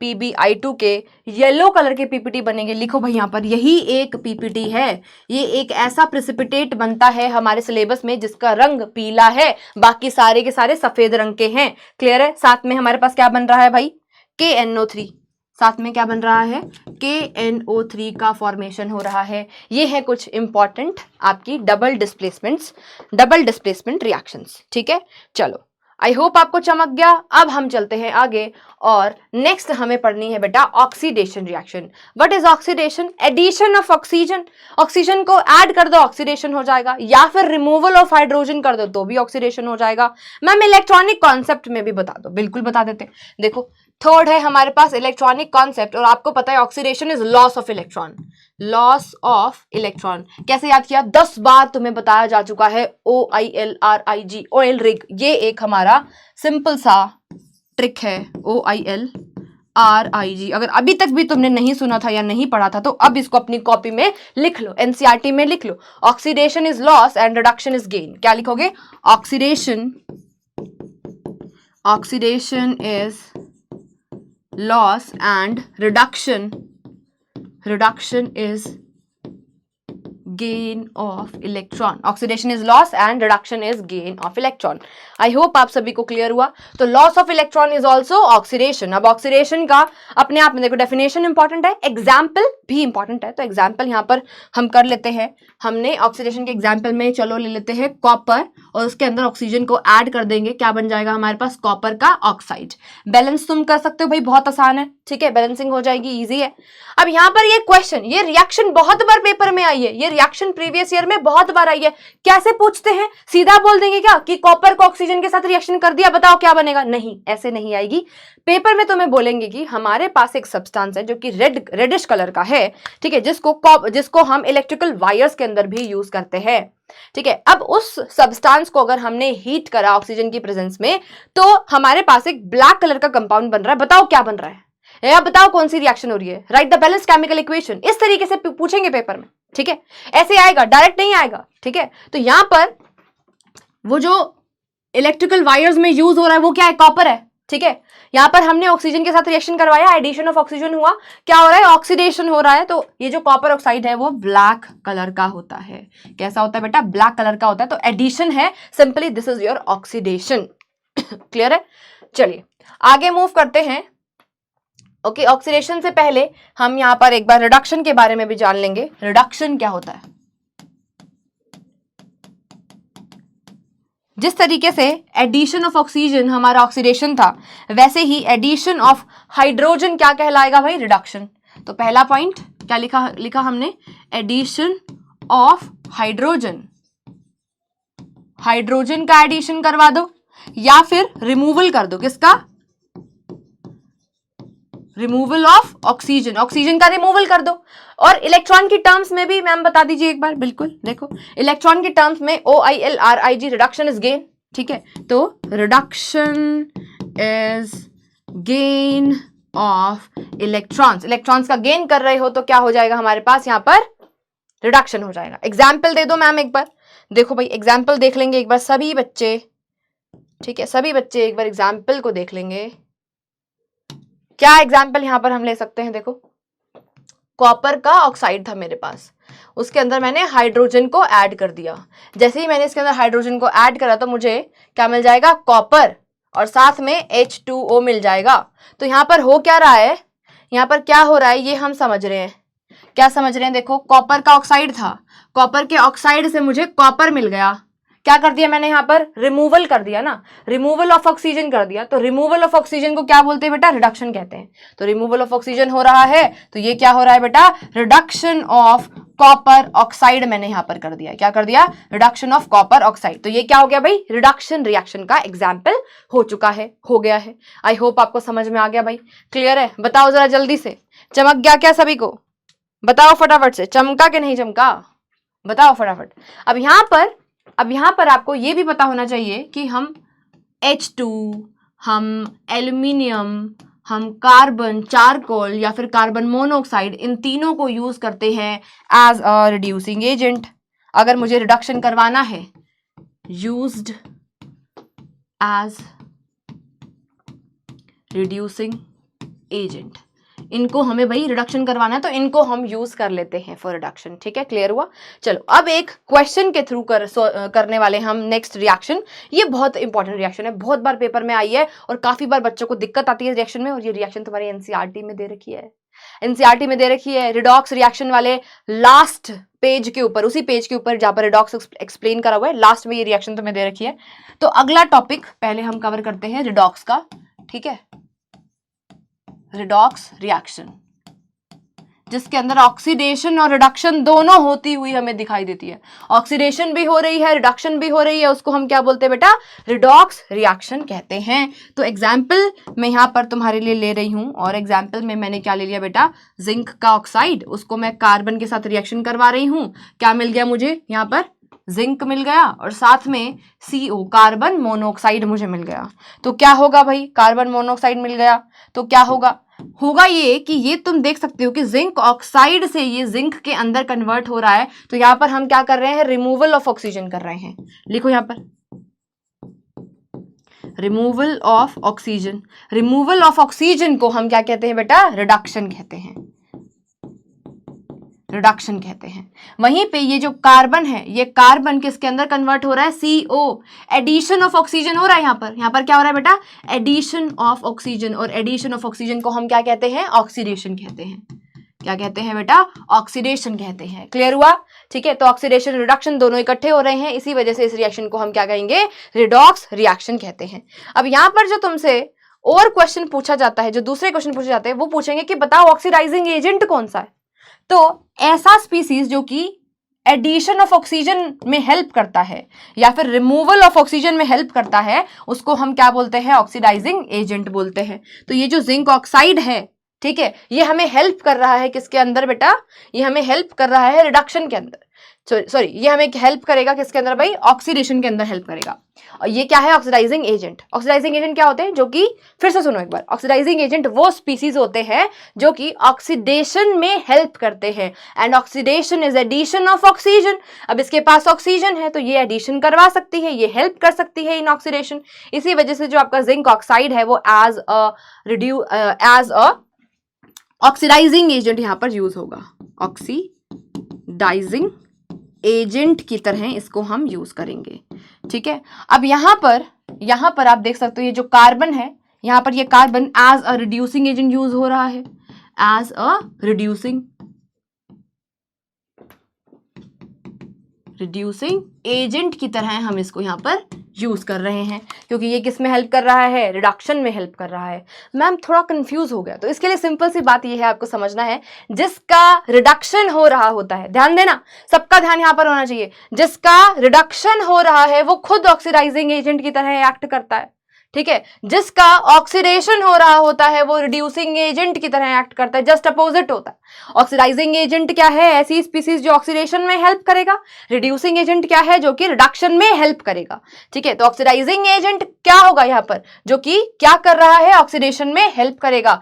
कार्बन क्या करेगा? यहां से ऑक्सीजन को निकालता है। ऑक्सीजन के साथ उसका बॉन्ड, कार्बन का बॉन्ड ऑक्सीजन के साथ अच्छा बनता है, तो कार्बन का क्या काम है कि यहां से दूसरे वाले रिएक्टेंट से ऑक्सीजन को बाहर निकाल के खुद क्या बन जाना? कार्बन मोनोऑक्साइड बन जाना। ठीक है, समझ रहे हो? तो ये इसका तो क्या हो रहा है? ऑक्सीडेशन। बट ये एक्ट कैसे कर रहा है? Just opposite. अगर इसका ऑक्सीडेशन हो रहा है तो ये रिड्यूसिंग एजेंट की तरह एक्ट करेगा। आई होप आपको क्लियर हो गया, और नहीं क्लियर हुआ तो एक और एग्जाम्पल हम इसका लेते हैं। और नेक्स्ट एग्जाम्पल आपका एनसीईआरटी में भी काफी बार आपसे प्रीवियस ईयर में पूछा है। अब देखो मेरे पास क्या है यहाँ पर, मैग्नीज डाइऑक्साइड। ठीक है, इसको मैंने HCl के साथ रिएक्शन करवाया, क्या बनेगा? मुझे यहाँ पर क्या मिलेगा? MnCl2, साथ में वाटर और Cl2 का फॉर्मेशन हो रहा है। अब देखो यहाँ पर किस किस तरीके से रिएक्शन होती है। ये MnO2 है, MnO2 MnCl2 के अंदर कन्वर्ट हो रहा है। तो यहाँ पर हो क्या रहा है? क्या हो रहा है यहाँ पर? रिमूवल ऑफ ऑक्सीजन हो रहा है। रिमूवल ऑफ ऑक्सीजन को हम क्या कहते हैं? रिडक्शन। जिसका खुद का रिडक्शन हो रहा है वो किसकी तरह एक्ट करता है? वो ऑक्सीडाइजिंग एजेंट की तरह एक्ट करता है, और ऊपर से इसके पास ऑक्सीजन भी है, तो it can help in addition of oxygen, यानी कि ये ऑक्सीडेशन में हेल्प कर सकता है, बट इसका खुद का रिडक्शन हो रहा है। ठीक है, तो ये क्या है? MnO2 क्या है हमारे पास? किसकी तरह एक्ट करेगा? ये ऑक्सीडाइजिंग एजेंट है। ठीक है, ओके। अब यहाँ पर ये जो HCl है ये किसके अंदर कन्वर्ट हो रहा है भाई? Cl2 के अंदर कन्वर्ट हो रहा है। तो यहाँ पर रिमूवल ऑफ हाइड्रोजन। ठीक है, रिमूवल ऑफ हाइड्रोजन को हम क्या कहते हैं? ऑक्सीडेशन। ऑक्सीडेशन में या तो तुम ऑक्सीजन को ऐड करवाओ या फिर रिमूवल ऑफ हाइड्रोजन करवाओ। तो यहाँ पर रिमूवल ऑफ हाइड्रोजन हो रहा है, इसी वजह से यहाँ पर क्या हो रहा है बेटा? ऑक्सीडेशन हो रहा है। ऑक्सीडेशन ऑफ HCl हो रहा है। ऑक्सीडेशन का HCl का ऑक्सीडेशन हो रहा है, इसी वजह से ये जो हमारा HCl है ये एज अ रिड्यूसिंग एजेंट यहां पर काम करेगा। एज अ रिड्यूसिंग एजेंट काम करता है। आई होप आपको चमक गया। देख लेना, ये बहुत बार आपके प्रीवियस ईयर के अंदर पूछा गया क्वेश्चन है। ठीक है, समझ में आया? चलिए अब हम चलते हैं आगे, और नेक्स्ट रिएक्शन हमारे पास आती है जो कि काफ़ी ज़्यादा इंपॉर्टेंट है, वो है क्लोर एल्कली प्रोसेस। ठीक है, कौन सी रिएक्शन है भाई? क्लोर एल्कली प्रोसेस। तो इस क्लोर एल्कली प्रोसेस के अंदर होता क्या है? ये क्लोर एल्कली प्रोसेस का नाम ऐसा क्यों रखा गया है? क्लोर का क्या मतलब हुआ? ठीक है, और एल्कली का क्या मतलब हुआ? ये भी आपको आना चाहिए, पता होना चाहिए। तो यहाँ पे हम ब्राइन का इलेक्ट्रोलिसिस कराते हैं। What is Bryan? ब्राइन होता है बेटा एक्वस NaCl। तो यहाँ पर हमने क्या लिया? सोडियम क्लोराइड, वो भी पानी के साथ, एक्वस NaCl हमने लिया। ठीक है, और इसमें मैंने क्या पास करा दी बेटा? इलेक्ट्रिसिटी पास करा दी। जब इलेक्ट्रिसिटी मैंने पास कराई तो आफ्टर इलेक्ट्रोलिसिस मुझे क्या मिला? यहाँ पर NaOH, सोडियम हाइड्रोक्साइड, साथ में यहाँ पर हाइड्रोजन गैस और क्लोरीन गैस भी यहाँ पे आपकी इवॉल्व होती है। तो ये जो एग्जाम्पल है ये किसका है भाई? आपका क्लोर एल्कली प्रोसेस का एग्जाम्पल है। क्लियर हुआ सभी को? वेरी वेरी इंपॉर्टेंट, बहुत बार पेपर में आती है। चलो बैलेंस आप इसको आसानी से कर सकते हो। देखो यहाँ पर मेटल सबसे पहले देखेंगे, बैलेंस्ड है हमारे पास। ठीक है, क्लोरीन 2 है, नॉन मेटल के ऊपर जंप करा तो यहाँ पर 1 है, आगे हमने 2 लगाया तो हमारे सोडियम का नंबर बिगड़ गया। सोडियम को बैलेंस आउट करने के लिए हमने आगे 2 लगा दिया। अब यहाँ पर देखो सोडियम हमारे 2 हो गए, ठीक है, क्लोरीन 2 हो गए, हाइड्रोजन 4 है, यहाँ पर हाइड्रोजन 2 यहाँ पर है। ठीक है, और इसको भी हमें बैलेंस आउट करना पड़ेगा क्योंकि हाइड्रोजन यहाँ पर 2 हो गए, यहाँ पर 2 हो गए, 4 हो गए, और यहाँ पर हमें 1 ही दिखाई दे रहा है, तो आगे हमने क्या लगा दिया? 2 लगा दिया। ठीक है, और ऑक्सीजन यहाँ पर 2, यहाँ पर भी कितने हो गए? 2 हो गए। तो इस तरीके से हमने इस रिएक्शन को क्या कर लिया? बैलेंस कर लिया है। अब इस रिएक्शन में आपसे पूछा क्या क्या जा सकता है, तो सबसे पहले पूछेंगे कि इसका रिएक्शन का नाम क्लोर एल्कली प्रोसेस क्यों है? क्योंकि यहाँ पर क्लोरीन निकल रहा है। क्लोर का मतलब है क्योंकि यहाँ पर क्लोरीन गैस रिलीज हो रही है, और एल्कली का मतलब है कि यहाँ पर वाटर सोल्यूबल बेस यानी कि NaOH, एक एल्कली का फॉर्मेशन हो रहा है, सोडियम हाइड्रोक्साइड का फॉर्मेशन हो रहा है, इसी वजह से क्लोर एल्कली प्रोसेस इसका नाम है। क्लियर हुआ? चमका भाई सभी को? ठीक है, अब यहाँ पर हम जानते हैं कि होता क्या है, किस तरीके से रिएक्शन होती है। ठीक है, उसको समझने के लिए हम एक कंटेनर यहाँ पर बनाएंगे। एक कंटेनर हमने यहाँ पर लिया, और इस कंटेनर के अंदर बीचों बीच हम एक आयन एक्सचेंज मेम्ब्रेन लगा देंगे। ठीक है, क्या लगा देंगे बेटा, आयन एक्सचेंज मेम्ब्रेन लगाएंगे। यहाँ पर दोनों साइड पर हमारे पास क्या होंगी, 2 इलेक्ट्रोड्स होंगी, एक एनोड लेंगे, एक क्या लेनी है हमें, कैथोड लेनी है। ठीक है, एनोड क्या होती है, जो कि बैटरी के पॉजिटिव टर्मिनल से जोड़ते हैं, कैथोड क्या होती है, जो बैटरी के नेगेटिव टर्मिनल से हम जोड़ते हैं। यहाँ पर हमने क्या लिया हुआ है, ब्राइन लिया हुआ है। ब्राइन क्या होता है, NaCl होता है, वो भी पानी में, एक्वस मीडियम में। तो ये टूटेगा, इलेक्ट्रिसिटी हमने पास करी है तो क्या मिलेगा, ये एक्वस मीडियम में भी हमने लिया है, तो Na पॉजिटिव और Cl नेगेटिव आयंस तुम्हें यहाँ पर देखने को मिलने वाले हैं। साथ में जो H2O है वो भी तो टूटेगा, H पॉजिटिव और OH नेगेटिव आयंस हमें मिलेंगे। क्लियर हुआ। अब यहाँ पर ये जो Na पॉजिटिव है और ये जो Cl नेगेटिव है, इनका माइग्रेशन हमें देखना है। अपोजिट वाली प्लेट के ऊपर होगा, तो ये जो एनोड है उसके ऊपर पॉजिटिव चार्जेस आने वाले हैं और कैथोड के ऊपर नेगेटिव चार्जेस। ये क्या है, हमारी एनोड, और ये क्या है बेटा, कैथोड। ये आपको पता होना चाहिए। अब देखो, अब ये जो हमारा Cl नेगेटिव है, ठीक है, Cl नेगेटिव क्या है, हमारा एनायन है। एनायन है, कहां पर जाएगा, एनोड के ऊपर। तो लिखो at anode. At anode, anode क्या होती है, पॉजिटिवली चार्ज प्लेट होती है। कैसे याद करा, PANIC, positive is anode. Positive क्या होती है, हमारी एनोड होती है, और नेगेटिव क्या होती है, हमारी कैथोड होती है। ऐसे याद करा, मैम आपने पढ़ाया था, है ना, बैच में भी पढ़ा था हमने। क्लियर है, तो इस तरीके से हमने इसको याद करना है। तो एनोड, एट एनोड कौन माइग्रेट करेगा, एनायंस माइग्रेट करेंगे। तो एनायन कौन सा है हमारे पास यहाँ पर, एनायन कौन सा है भाई, एनायन है बेटा यहाँ पर Cl नेगेटिव। क्या करेगा Cl नेगेटिव, एक्स्ट्रा इलेक्ट्रॉन्स है, क्या करेगा यहाँ पर, लॉस ऑफ 1 इलेक्ट्रॉन करेगा और Cl बना देगा। अकेला Cl कभी स्टेबल नहीं होता, ऐसे और रिएक्शंस भी तो हो रही होंगी। फिर से ये इसके साथ जुड़ेगा और क्लोरीन गैस आपकी इवॉल्व हो जाएगी। कहाँ पर, एट एनोड आपकी क्लोरीन गैस निकलेगी। यही क्वेश्चन पेपर में पूछा जाता है कि कहाँ पर कौन सी वाली गैस निकलने वाली है। क्लियर हुआ। और अभी हम इसी तरीके से अगला रिएक्शन लिखेंगे एट कैथोड। कैथोड के ऊपर क्या होगा भाई, एट कैथोड। कैथोड क्या होती है, नेगेटिवली चार्ज प्लेट होती है। ठीक है, इसके ऊपर कौन मूव करेंगे, कैटायन मूव करेंगे। कैटायन कौन सा भाई, H पॉजिटिव यहाँ पर मूव करने वाला है। तो ये जो H पॉजिटिव है, ठीक है, ये क्या करेगा, गेन ऑफ 1 इलेक्ट्रॉन, और यहाँ पर क्या बन जाएगा, H। सिंगल H कभी स्टेबल नहीं होता। क्या करेगा, ये H और H आपस में जुड़ेंगे और हाइड्रोजन गैस आपकी निकलेगी। यानी कि कैथोड के ऊपर हाइड्रोजन गैस निकलती है, ठीक है, और एनोड के ऊपर आपकी क्लोरीन गैस निकलती है। यही पेपर में पूछा जाता है। कैसे कैसे रिएक्शन हो रही है आपको समझ में आ गया होगा। चमका कि नहीं चमका, बताइए। अच्छा, अब यहाँ पर एक चीज और आपको पता होनी चाहिए, जो कि जिसकी मैंने आपको ट्रिक भी बताई थी। क्या ट्रिक बताई थी, मैंने आपको कहा था PAO, positive anode oxidation. And oxidation जो होता है, ऑक्सीडेशन क्या होता है, oxidation is OIL, oxidation is loss of electron. तो यहाँ पर हम क्या करवा रहे हैं बेटा, लॉस करवा रहे हैं, लॉस ऑफ इलेक्ट्रॉन करवा रहे हैं। यानी कि यहाँ पर हम क्या रहे हैं, यहाँ पर हम ऑक्सीडेशन करवा रहे हैं। ठीक है, और दूसरी चीज यहाँ पर गेन ऑफ इलेक्ट्रॉन हो रहा है, तो यहाँ पर क्या हो रहा है बेटा, रिडक्शन हो रहा है, रिडक्शन। इसको हमने कैसे याद किया था, NCR, negative cathode, negative cathode reduction, negative cathode reduction. ठीक है, और रिडक्शन इज गेन, RIG। ठीक है, आई होप आपको समझ में आ गया है। एक बार जल्दी से इसको देख लेंगे। ठीक है, स्क्रीन के ऊपर सब कुछ लिखा हुआ है आपके सामने, ट्रिक्स भी लिखी हैं, कॉन्सेप्ट भी लिखा है। ये सारी ट्रिक्स आपको हेल्प करने वाली हैं बेटा, मेटल्स नॉन मेटल वाले चैप्टर के अंदर भी। आई होप आपको चमक गया है, समझ में आ गया है। चलें आगे मूव करें, क्लियर हो गया। चलो फिर आगे मूव करेंगे। नेक्स्ट है हमारे पास बेकिंग सोडा। बेकिंग सोडा का preparation again very very important. क्या होता है बेकिंग सोडा, सबसे पहले तो आपको ये पता होना चाहिए, सोडियम हाइड्रोजन कार्बोनेट। क्या होता है भाई, NaHCO3, सोडियम हाइड्रोजन कार्बोनेट। कैसे बनता है, इसकी प्रिपरेशन की अगर हम बात करें तो हम बेटा फिर से ब्राइन लेते हैं। ब्राइन क्या होता है, NaCl, एक्वस NaCl, उसको हम इस पूरे को ब्राइन को हम सेचुरेट कराते हैं अमोनिया के साथ NH3 और इसमें हम CO2 कार्बन डाइऑक्साइड गैस को पास कराते हैं तो हमें क्या मिलता है बेकिंग सोडा NaHCO3। अब साथ में यहाँ पर अमोनिया है तो यहाँ पे अमोनिया का भी तो कुछ हमें मिलेगा तो यहाँ पे हमें NH4Cl अमोनियम का क्लोराइड अमोनियम क्लोराइड का यहाँ पर फॉर्मेशन होता है।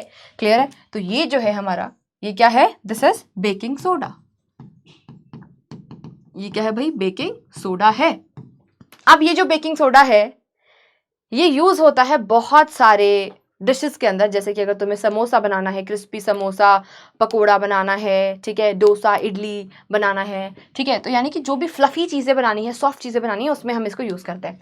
तो होता क्या है, जैसे ही मैंने कोई भी डिश बनानी है, मैंने NaHCO3 डाला, ठीक है, माइक्रोवेव तो करोगे भाई, तुम इडली बना रहे हो उसको माइक्रोवेव तो करोगे, तो माइक्रोवेव में होता क्या है, हीट होगा, हीट होने के बाद इस पर्टिकुलर कंपाउंड का थर्मल डिकम्पोजिशन होता है और मुझे क्या मिलता है Na2CO3 सोडियम कार्बोनेट, साथ में CO2 गैस आपका रिलीज होता है और वाटर भी रिलीज होता है। ये जो CO2 गैस रिलीज होती हुई दिखाई दे रही है, ये जब बाहर निकलती है तो पूरा जो बैटर है उसको उठाते हुए निकलती है, एंड ट्रैप्ड CO2 गैस बाहर निकलती है, जिसकी वजह से बहुत ही ज्यादा स्पॉन्जी और सॉफ्ट इडली तुम्हें मिलती है। ठीक है, तो आई होप आपको क्लियर हुआ। वेरी इंपॉर्टेंट रिएक्शन पूछते हैं पेपर में, काफी बार आता है पेपर में। ठीक है जी, चमक गया। चलें आगे, चलो भाई आगे चलेंगे। नेक्स्ट हमारे पास क्या है, देखो नेक्स्ट हमारे पास क्या है, okay, reaction of metal with water. Water के साथ रिएक्शन करते हैं तो क्या बनता है, इजी रिएक्शन है, आपको पता ही है। यहाँ पर NaOH का फॉर्मेशन होगा और साथ में हाइड्रोजन गैस आपकी इवॉल्व हो जाएगी, यानी कि मेटल का हाइड्रोक्साइड और हाइड्रोजन गैस निकलती है। सेम वहां पर भी KOH बनेगा और साथ में हाइड्रोजन गैस निकलेगी। ठीक है, यहाँ पर भी क्या बनेगा, कैल्शियम का हाइड्रोक्साइड बनेगा और साथ में आपकी हाइड्रोजन गैस निकल जाएगी। क्वेश्चन ऐसे आएंगे मैम, क्वेश्चन पूछेंगे तुमसे कि भाई तुमने सोडियम को रिएक्शन करवाया, तुमने पोटेशियम को रिएक्शन करवाया और यहाँ पर जो हाइड्रोजन गैस निकल रही है वो आग पकड़ रही है, but in case of calcium अगर हम रिएक्शन करवाते हैं तो यहाँ पर आपकी हाइड्रोजन गैस आग नहीं पकड़ती। यहाँ पर हमें क्या देखने को मिलता है, आफ्टर रिएक्शन ये जो कैल्शियम है ये फ्लोट करने लगती है सरफेस ऑफ वाटर के ऊपर। तो ऐसा क्या हो रहा है ये तुमसे पूछेंगे, तो आंसर क्या लिख कर आओगे, इन केस ऑफ कैल्शियम, क्योंकि इसकी रिएक्टिविटी कंपैरेटिवली कम है, किसके साथ कंपेयर करें, सोडियम और पोटेशियम के साथ, क्योंकि ये कंपैरेटिवली लेस रिएक्टिव है, तो हाइड्रोजन भी लेस रेडिली बाहर निकलेगी, कम निकलेगी, जो कि आग नहीं पकड़ती। और ये क्या करती है, सरफेस ऑफ कैल्शियम, ये कैल्शियम का सरफेस है, उसके ऊपर जाकर जो हाइड्रोजन के बबल्स हैं वो जाकर स्टिक कर जाते हैं। ठीक है, हाइड्रोजन के बबल्स जाकर स्टिक कर जाते हैं, जिसकी वजह से जो कैल्शियम है, ठीक है, calcium will float over water। ठीक है, पानी के ऊपर क्या करने लगेगी, वो तैरने लगती है, क्योंकि वो क्या कर जाते हैं, उसके बबल्स स्टिक कर जाते हैं, चिपक जाते हैं। आई होप आपको चमक गया। चलिए आगे मूव करते हैं। Reaction of metal with the base, this reaction is very important. मैंने आपको स्टार्टिंग की लिस्ट में इसके ऊपर स्टार मार्क करवा दिया था।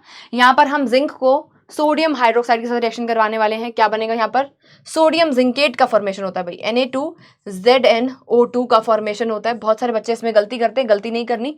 साथ में आपकी हाइड्रोजन गैस भी निकलती है, बैलेंस कर सकते हो। सोडियम यहाँ पर 2 है, यहाँ पर 1 है, आगे हमने क्या लगा दिया, 2 लगा दिया। ठीक है, जिंक 1 है, ओके, हाइड्रोजन 2 हैं, ऑक्सीजन भी कितने हैं, 2 हैं। क्या हो गया, हमारा रिएक्शन बैलेंस हो गया। तो ये जो सोडियम जिंकेट है इसके केमिकल फॉर्मूला को नहीं भूलना है। यहाँ पर जिंकेट आयन क्या होता है, ZnO2 2 नेगेटिव होता है। क्लियर है, this is zincate ion. I hope आपको क्लियर हो गया। वेरी इंपॉर्टेंट, बहुत बार पेपर में पूछते हैं। ठीक है, चलिए आगे चलते हैं। अब हम नेक्स्ट रिएक्शन है हमारे पास thermite reaction. Thermite reaction again very very important. ठीक है, यहाँ पर इसके जो एग्जाम्पल है उसको हम समझते हैं। हमारे पास क्या है, आयरन का ऑक्साइड है, हमारे पास क्या है, Fe2O3 आयरन का ऑक्साइड। ठीक है, इसको हम एल्यूमिनियम के साथ रिएक्शन करवाते हैं। अच्छा, अब ये जो थर्माइट रिएक्शन है, ठीक है, इसमें हम हमेशा एल्यूमिनियम को यूज करते हैं, aluminium as reducing agent. Aluminium को यूज करते हैं एज अ रिड्यूसिंग एजेंट। ये काफी ज्यादा इंपॉर्टेंट बात है। ठीक है, तो जैसे ही हमने यहाँ पर एल्यूमिनियम के साथ इसको रिएक्शन करवाया तो हमें क्या मिलेगा, एल्यूमिनियम का ऑक्साइड Al2O3 और साथ में यहाँ पर किस चीज का फॉर्मेशन होगा भाई, आयरन मोल्टन फॉर्म में हमें मिलने वाली और साथ में हीट भी निकलेगी। तो ये जो थर्माइट रिएक्शन है बेटा, ये कैसी रिएक्शन है, this is the example of exothermic reaction. ठीक है, एक्सोथर्मिक थर्मिक रिएक्शन है ये। कैसे पता चला कि एक्सोथर्मिक रिएक्शन है बेटा? क्योंकि यहाँ पर हमें मोल्टन, हमें लिक्विड स्टेट के अंदर आयरन मिल रहा है और हीट भी निकल रही है, तो इससे हमें पता चला कि ये क्या है, काफी ज्यादा एक्सोथर्मिक रिएक्शन है। बैलेंसिंग कर सकते हो, कितने आयरन दिख रहे हैं, 2, यहाँ पर कितने हैं, 1 है, एल्यूमिनियम कितने हैं, 2, यहाँ पर कितने हैं, 1 है, आगे हमने 2 लगा दिया। इस तरीके से हम इसको क्या करेंगे, बैलेंस आउट कर सकते हैं। आई होप आपको चमक गया है। What is this exothermic reaction? क्या है ये? Exothermic reaction. आई होप आपको चमक गया। This is what? Exothermic reaction. ठीक है। अच्छा, इसका दूसरा नाम होता है एल्यूमिनोथर्मी। क्या बोलते हैं इसको? एल्यूमिनोथर्मी भी बोला जाता है। यानी कि एल्यूमिनियम को यूज करके जो हम थर्माइट रिएक्शन करवा रहे हैं, जो कि यूज होती है इन जॉइनिंग क्रैक्ड रेलवे ट्रैक्स। ठीक है, तो इसको हम एल्यूमिनोथर्मी भी बोलते हैं।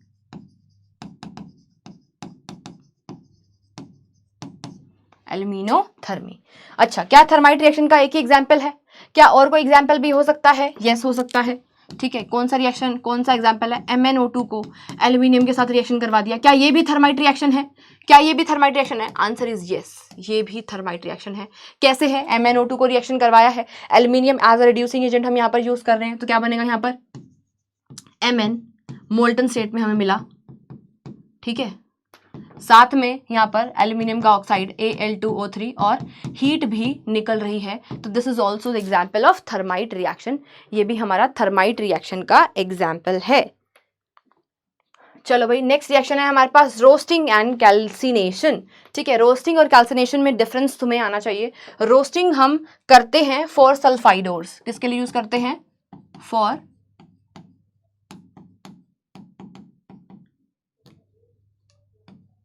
सल्फाइड ओर के लिए यूज करते हैं। और क्या करते हैं? एक्सेस ऑफ ऑक्सीजन यहाँ पर हम यूज करते हैं, एक्सेस ऑफ ऑक्सीजन, या फिर हम कह सकते हैं एयर। एक्सेस ऑफ एयर और ऑक्सीजन में हम करते हैं। करते क्या है मैम यहाँ पर? हम करते हैं बेटा रोस्टिंग के अंदर सल्फाइड ओर। तो सल्फाइड ओर में तुम जिंक सल्फाइड ले लो, जिंक सल्फाइड को तुम ऑक्सीजन के साथ रिएक्शन करवाओगे ना, क्या मिलेगा? जिंक का ऑक्साइड और SO2 रिलीज हो जाएगा। तो मेनली रोस्टिंग और कैल्सिनेशन दोनों ही मेटल ओर को मेटल ऑक्साइड के अंदर कन्वर्ट करने में काम आते हैं। ठीक है, क्लियर? अच्छा, calcination, C for calcination and C for carbonate, तो किसके लिए यूज करते हैं? फॉर कार्बोनेट और, कार्बोनेट और के लिए यूज करते हैं। और दूसरा and also for hydrated ores, hydrated ores, ऐसे ओर्स बेटा जिसके अंदर वाटर ऑफ हाइड्रेशन प्रेजेंट होते हैं, जैसे कि बॉक्साइट। ठीक है, अच्छा जी, चलो कर लेते हैं। यहाँ पर कैल्सिनेशन करके दिखाऊं।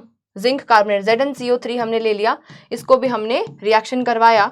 ठीक है, रिएक्शन करवाया तो मुझे यहाँ पर क्या मिल जाएगा बेटा? जिंक का ऑक्साइड और साथ में CO2 गैस आपकी रिलीज हो जाएगी, क्योंकि यहाँ पर कार्बोनेट प्रेजेंट था।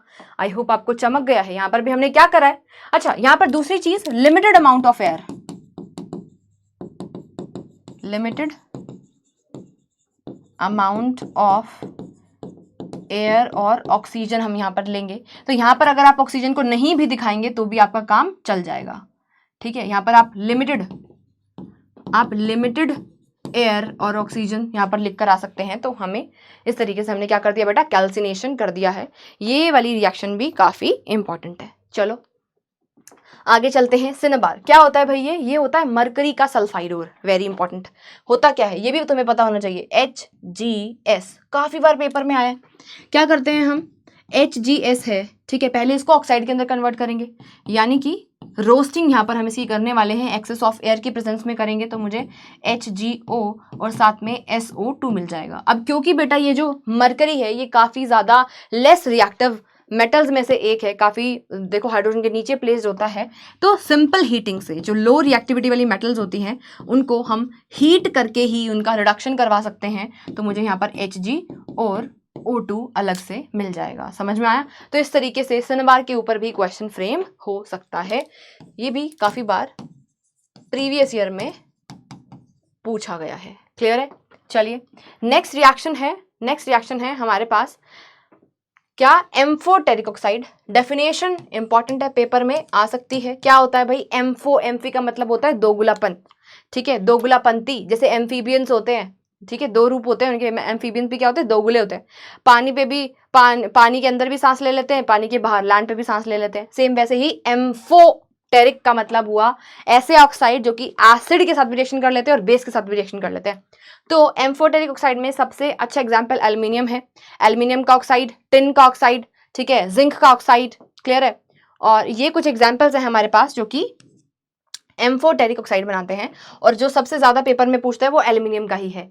अब अगर आपको पूछा जाए एम्फोटेरिक ऑक्साइड के बारे में तो आपको विद एग्जांपल यहाँ पर इस रिएक्शन के साथ लिखकर दिखाना है कि देखिए यहाँ पर एल्यूमिनियम ऑक्साइड हमारा एम्फोटेरिक ऑक्साइड था, उसको एसिड के साथ HCl के साथ रिएक्शन करवाया जब हमने, तो क्या मिला, AlCl3 मिला, रिएक्शन यानी कि हो रही है साथ में वाटर। और यहाँ पर हम बेस के साथ रिएक्शन करवा रहे हैं तो भी रिएक्शन हो रही है, क्या मिल रहा है हमें, सोडियम एल्यूमिनेट मिल रहा है, NaAlO2, साथ में वाटर यहाँ पर रिलीज हो रहा है। तो इस तरीके से तुमसे पूछा जा सकता है पेपर में, इंपॉर्टेंट है। नेक्स्ट रिएक्शन शुरू करेंगे जो कि है कार्बन एंड इट्स कंपाउंड की पहली रिएक्शन जो कि है एडिशन रिएक्शन। एडिशन रिएक्शन का क्या मतलब हुआ, एडिशन करवा रहे हैं, किसका एडिशन करवा रहे हैं, हाइड्रोजन का एडिशन करवा रहे हैं। तो एडिशन रिएक्शन का दूसरा नाम क्या है, हाइड्रोजनेशन रिएक्शन है। यहां पर ये पर्टिकुलर रिएक्शन हमेशा हमेशा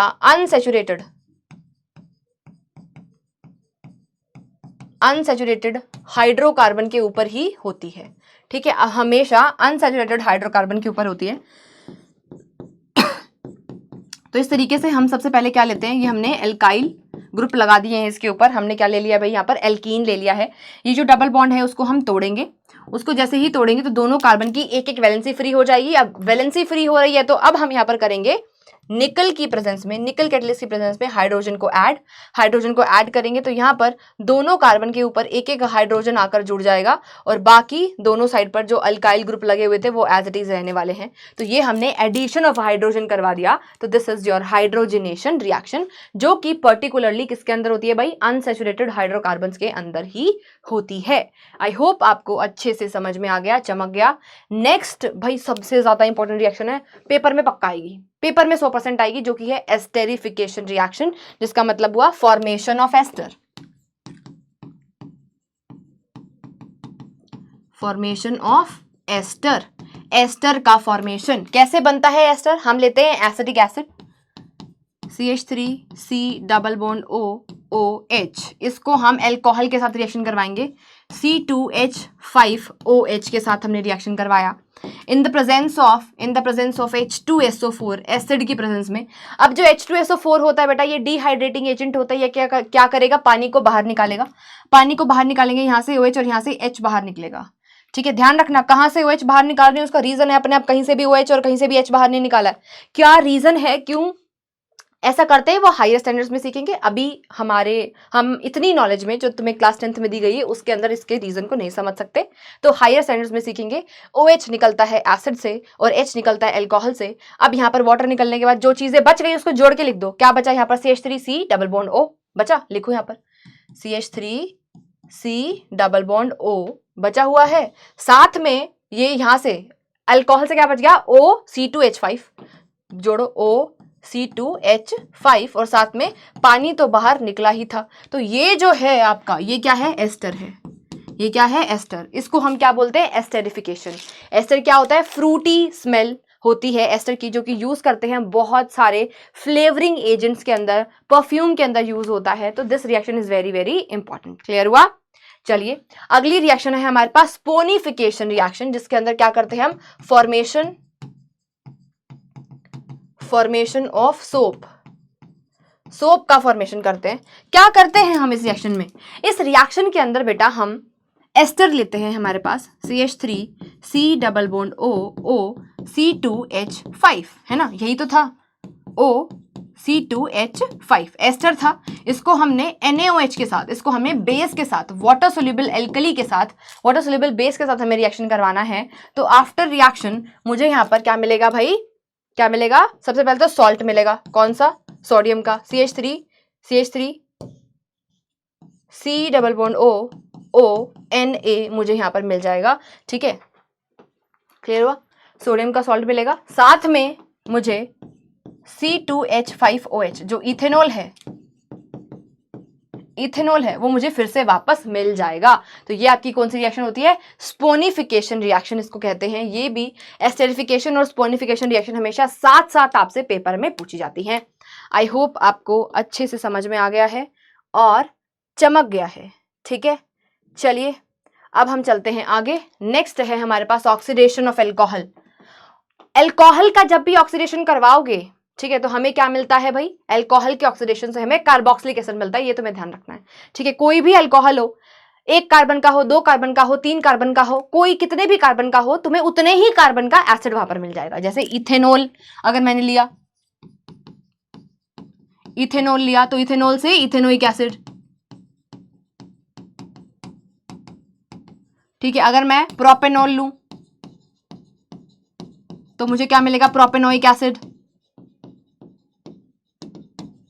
ठीक है, जितने कार्बन का एल्कोहल लोगे उतने ही कार्बन का तुम्हें एसिड वहां पर मिलने वाला है। क्या कर रहे हैं हम? Propanoic acid. एग्जाम्पल मैं आपको दे देती हूँ। यहाँ पर इथेनॉल हम लेते हैं, CH3CH2OH हमने ले लिया यहाँ पर। ठीक है, और यहाँ पर हम इसको ऑक्सीडाइजिंग एजेंट लेंगे और ऑक्सीडाइजिंग एजेंट की प्रेजेंस में इसका ऑक्सीडेशन होगा। क्या ले सकते हैं? Alkaline KMnO4।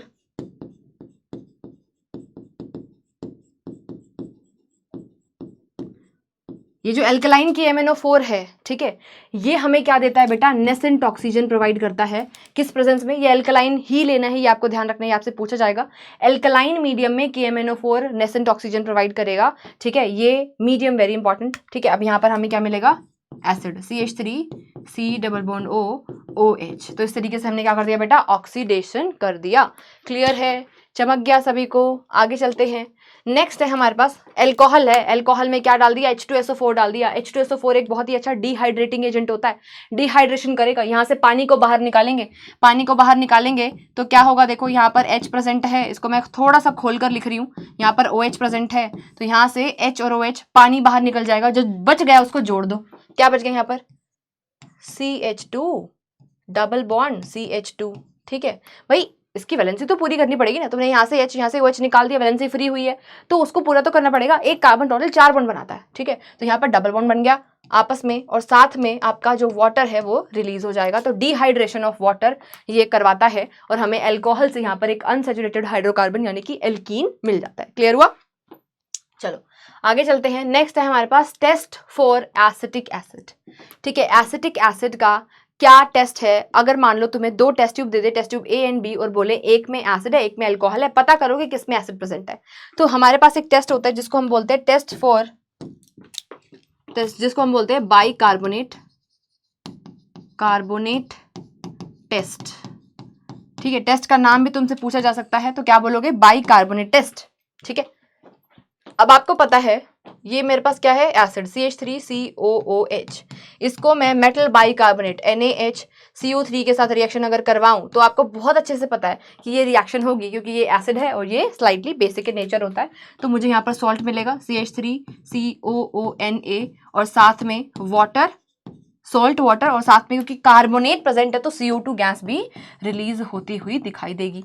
अब तुम CO2 गैस को कंफर्म कर सकते हो बाय लाइम वाटर टेस्ट। ठीक है, तो CO2 गैस जहाँ के बबल्स जहाँ पर भी दिखाई देंगे वहां पर क्या प्रेजेंट है? हमारा एसिड, जबकि जो एल्कोहल है उसके साथ ये रिएक्शन नहीं करता है, बाइकार्बोनेट। ठीक है,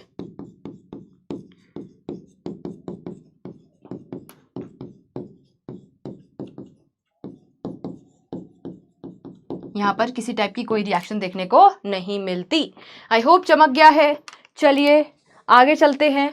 ये करने के बाद नेक्स्ट हमें जो कवर करना है वो क्या है भाई?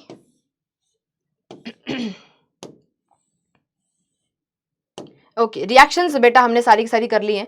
जो तुम्हारा बोनस पॉइंट मुझे कराना था, कलर्स बताने थे, उन कलर्स के बारे में डिस्कशन करते हैं। इंपॉर्टेंट कलर्स जो तुम्हें याद होने चाहिए। देखो, सबसे पहले हमारे पास यहाँ पर लेड ऑक्साइड है, लेड मोनोऑक्साइड, और दूसरा है लेड आयोडाइड। ये दोनों के दोनों येलो कलर के होते हैं। ठीक है, ये दोनों येलो कलर के होते हैं, ध्यान रखना। क्लियर? अब ये जो हमारा नाइट्रोजन डाइऑक्साइड है, ठीक है, ये जो हमारा नाइट्रोजन डाइऑक्साइड है बेटा NO2, इसके ब्राउन कलर के फ्यूम्स निकलते हैं।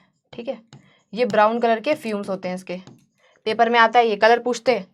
FeSO4 कैसा होता है बेटा? ग्रीन कलर का होता है, ग्रीन, ये ग्रीन कलर का होता है।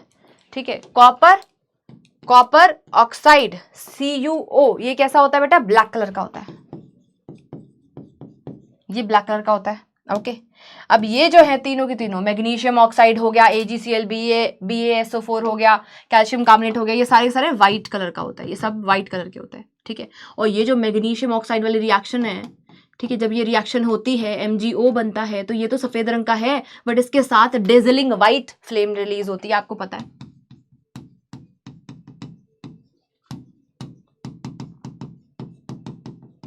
ठीक है, डेजलिंग व्हाइट फ्लेम हमें देखने को मिलती है। ओके, अब यहाँ पर ये बीच वाले बच गए। ये कैसे कलर के होते हैं भाई? ये कैसे कलर के होते हैं? ये तीनों के तीनों जिसमें भी कॉपर 2 पॉजिटिव स्टेट के अंदर प्रेजेंट होता है, वो सारे ब्लू कलर के होता है। तो ये इन सभी का कलर ब्लू होगा। बट कॉपर क्लोराइड का आपको कई बार कलर देखने को मिल सकता है ग्रीनिश ब्लू, ठीक है। तो ये ग्रीनिश ब्लू कलर के होते हैं, ठीक है। इस तरीके से आपको ये ध्यान रखना है। ये सारे के सारे कलर्स आप इसको लिख सकते हो, इससे बाहर कुछ भी नहीं जाएगा। इतने रंग अगर आपको याद हैं, ठीक है, तो आपके लिए इनफ है, ठीक है, तो आपके लिए बेटा इनफ है। आई होप आपको चमक गया। अब हम कुछ कॉमन नेम्स जान लेते हैं जो कि पेपर में आ सकते हैं, जिनके ऊपर क्वेश्चन फ्रेम हो सकता है। पहला है सोडा ऐश। क्या होता है सोडा ऐश? Na2CO3 को सोडा ऐश कहते हैं। कॉस्टिक सोडा, कॉस्टिक हमेशा हाइड्रोक्साइड के लगता है, सोडा मतलब sodium, NaOH। Caustic potash, KOH, potash के लिए हमने पोटेशियम लगाया। मिल्क ऑफ मैग्नीशिया क्या होता है? मैग्नीशियम हाइड्रोक्साइड होता है। लाइमस्टोन क्या होता है? Calcium carbonate, CaCO3। Quick lime calcium oxide होता है। स्लेग्ड लाइम कैल्शियम हाइड्रोक्साइड होता है, ठीक है। लाइम वाटर भी हमारे पास क्या होता है? कैल्शियम हाइड्रोक्साइड ही होता है। ये कुछ कॉमन नेम है जो आपको बेटा आने चाहिए, याद होने चाहिए। क्लियर है? चमक गया भाई? सभी को समझ में आ गया? यस और नो? ठीक है, तो बेटा ये थे हमारे भाई मोस्ट इंपॉर्टेंट केमिकल रिएक्शंस। तो अगर आपने ये लेक्चर अच्छे से पढ़ लिया, अच्छे से देखा है, ठीक है, नोट्स आपको मिल जाएंगे। साथ साथ अगर आपने इंपॉर्टेंट चीज़ें मार्क कर ली अपनी NCERT के अंदर और इन्हीं रिएक्शंस को पेपर से पहले 3-4 बार लिखकर प्रैक्टिस कर ली, तो यहाँ से बाहर पेपर में नहीं जाएगा, ठीक है। तो आई होप आपको मज़ा आया होगा और मिलते हैं नेक्स्ट लेक्चर में। तब तक के लिए अपनी हेल्थ का ध्यान रखिए। Keep learning and keep growing.